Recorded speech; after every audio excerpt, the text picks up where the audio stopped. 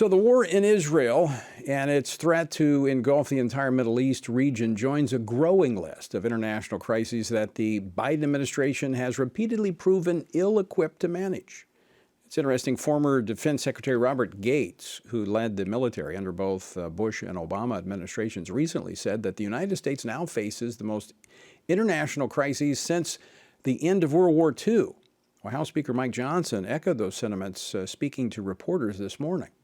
This is a heavy time. If you look over the scope of all of human history, and I'm an amateur historian myself, you'd be hard-pressed to find a moment in our history where there are so many challenges sort of compounded upon us at the same time. And so maybe the time of the Civil War. I mean, I think arguably even in the World Wars and the Great Depression, we've not seen the collection of challenges upon us as we face right now.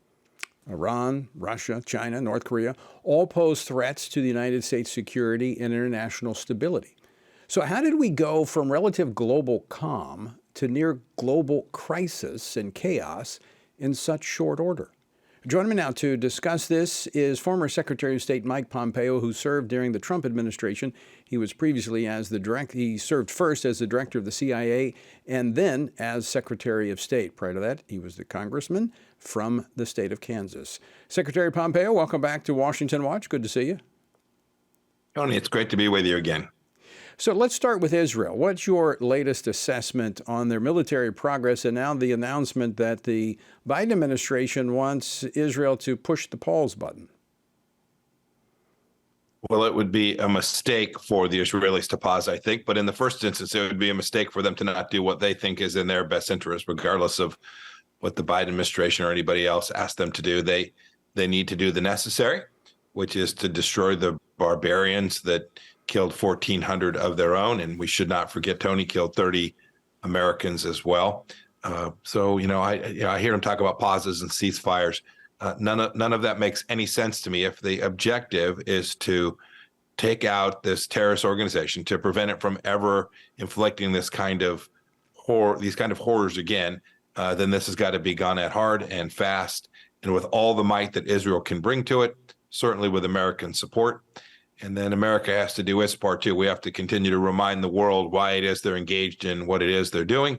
And second, we have to make sure that the primary address for the bad actors, it doesn't sit in Gaza, it doesn't sit in the West Bank, it doesn't sit in Lebanon. The primary address for the bad actor sits in Tehran. And the United States is the only nation in the world that can make clear to the Iranians, if they escalate this war, there will be real cost imposed on them. Has that message been communicated? I don't know. Certainly not publicly. Certainly the actions we have seen publicly have been a bit too equivocal and not clear that there will be real costs. I think now, since October 7th, there have been some 24, maybe as many as 30 attacks on American assets, American military in the Middle East and elsewhere, all by Iranian-directed proxies. And as best I can tell, there's only been one rather modest response at some IRGC, some terrorist warehouses. I doubt that Iran views that as a serious, credible threat against the regime, which is the only thing, Tony, as much as we wish it weren't so, the only thing that will slow down Hezbollah or the Houthis that are threatening Saudi citizens every single day with rockets into Saudi Arabia. The only thing that's going to slow them down is an America prepared to confront the real evil, the driver of this evil, and that's the Ayatollah and his henchman, President Raisi. Secretary, I don't take pleasure in criticizing the administration because I actually want them to do well. I pray regularly for the president. I want him to make the right decisions because it's to our benefit that he makes the right decisions, because I actually want to live in a safe country. And I mean, it's to our benefit. But there's a conflict in worldviews in many ways between the Democratic and the Republican parties. There's a propensity on the left to simply want to maybe do conflict containment, where on the left we understand that evil doesn't know boundaries. And so it's like what we see with Israel. It is neutralizing the threat. And I don't know that. Well, my take on this, and I want to get your thoughts on this, it seems like every step this administration has taken in its foreign policy, going back to Afghanistan, has communicated to Iran that we're weak. We're not interested in neutralizing anything. I mean, you're absolutely right, and your first point is an important one. I'm rooting for America. Today, the president of the United States is President Biden. He's from the other party that I'm not part of, but I am rooting for him and his team to be enormously successful. It matters to me and my family and to our country that they get this right. Unfortunately, they have taken a view that you can use sweet words and American money and diplomacy to push back against evil, right? Whether that was the debacle in Afghanistan that killed 13 Americans now a couple of years back, whether that was what happened in Ukraine. You know, Tony, it seems like that doesn't make the news anymore. Vladimir Putin was permitted to invade Europe. He didn't do that on my watch, on the watch of President Trump. He understood that we were serious about protecting our friends and allies and providing support to them. And when you don't do that, when you allow a Chinese spy balloon to come over your country for 5 days and do nothing, when you allow them to threaten your friends and you don't support your partners in the region, you call the Kingdom of Saudi Arabia a pariah state. The bad actors can see that. And Chairman Kim, Xi Jinping, Vladimir Putin, you should know they're all working together and they're working against the things that matter to every American. Words matter.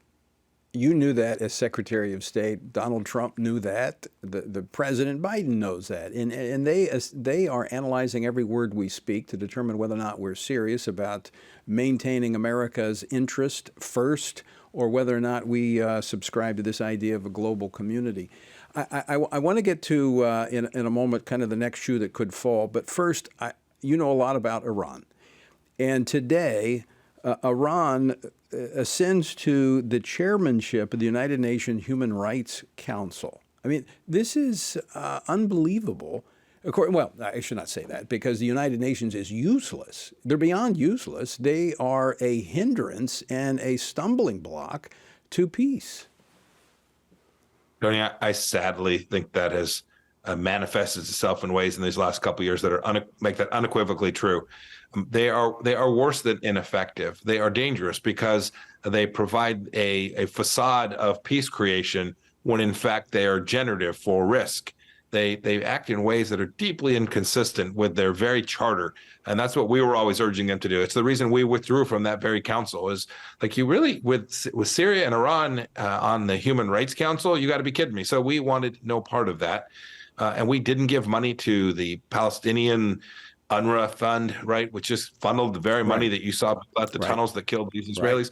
All of these things they're small in one sense, but they're indicative of a model for how America ought to protect itself and partner with its allies around the world. And when you get that wrong, Tony, it becomes a very dangerous place very quickly, whether it was Secretary Gates that you spoke of earlier or new Speaker Johnson. They've got it right. The world is now a much more dangerous place just 3 years into the Biden administration.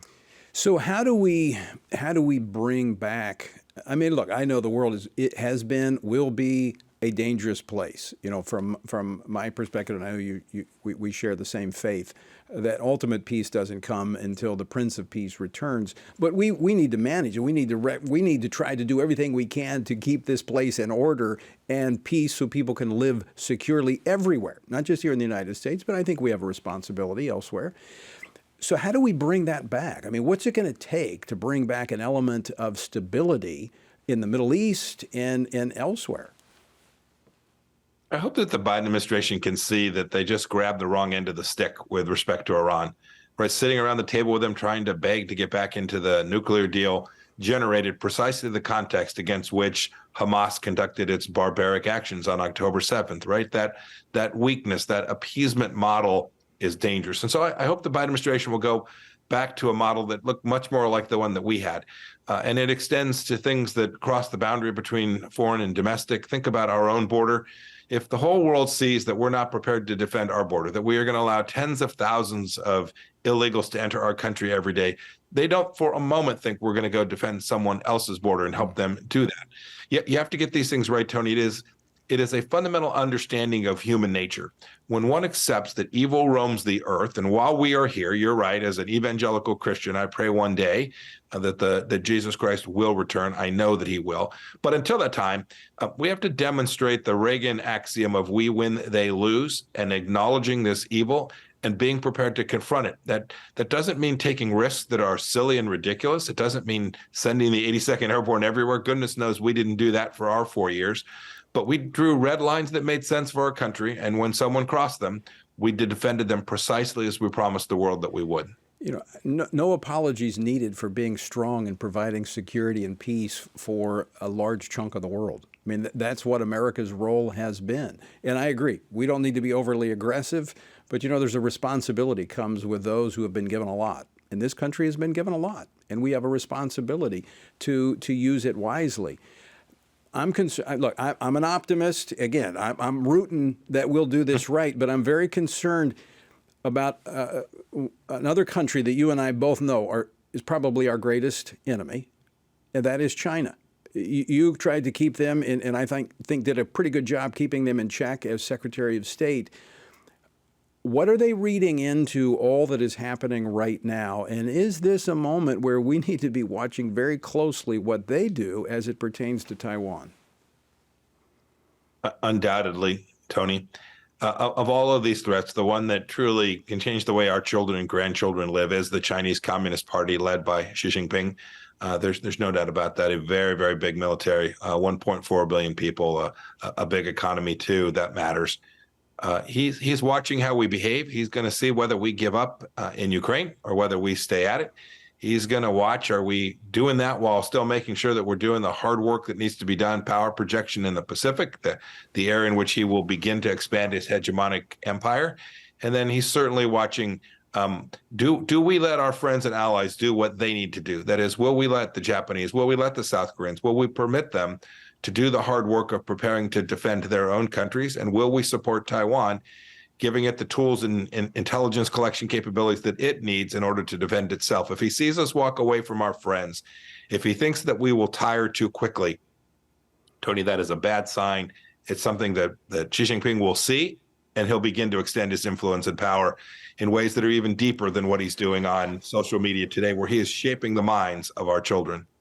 Well, and we see in the foreign policy of this administration, they're pushing what I call the unholy trinity of abortion, LGBTQ, and climate, and they're driving many of our partners away because they're putting strings on our foreign aid, and they're driving them into the arms of China, especially in Africa. In fact, I just saw where President Biden wanting to remove 4 countries from the special trade status in Africa. I mean, this is pushing them right into the arms of China. And we'd seen, Tony, too. We'd seen what this administration did, essentially swapping out as a priority climate change for what we worked on, which was religious freedom. I make no mistake about it. When we go to Xi Jinping and tell him, hey, we want to work on climate change with you, he smiles and nods and builds another coal-fired power plant. When we talked seriously about tolerance and religious freedom, about the Catholic Church inside of China, about the million Muslims that are held in their camps, the Uyghur camps in the western part of China, when we spoke to those things, we united the world against the threat that people could see challenging just the most fundamental basic human rights that everyone of every faith can understand matter. And extend, if you trade that out for climate, I think Xi Jinping says these are not serious men and women. These are not people who actually understand humanity and human dignity. And when he sees that, he says they're no different than us. They're no better than us. And I'm going to demonstrate that to the world. And he'll find lots of adherents, whether that's in South America or in Africa or in Southeast Asia. He will see American weakness and decadence, and he will promote it. And when he sees those things, he'll move more aggressively, Tony. It is true every time in the civilization's history. Strong civil societies, people who have a foundational understanding of who they are and their faith, are much more prepared and capable of protecting their own people. And Mike, you just hit on how an administration shapes the international conversation. When the Trump administration was in position and you were Secretary of State, and you said repeatedly that religious freedom was your number one foreign policy objective, and we had the chance to work together when I was at the Commission, the U.S. Commission on International Religious Freedom. That was a discussion globally. I remember having those conversations with even Islamic country leaders. Now, you're absolutely right. It's about climate. It's about abortion. It's about the LGBT agenda. Religious freedom doesn't even get a peep from world leaders now as a result of this. Secretary Pompeo, always great to see you. Thank you so much for being generous with your time today. Great to talk with you. Hope you're doing well. Thank you, Tony. It was great to be with you, and it's a blessing to work with you on religious freedom all around the world. It was fun to be with you today too. Well, we're going to keep that work up. So let's team up and do some Amen. other stuff.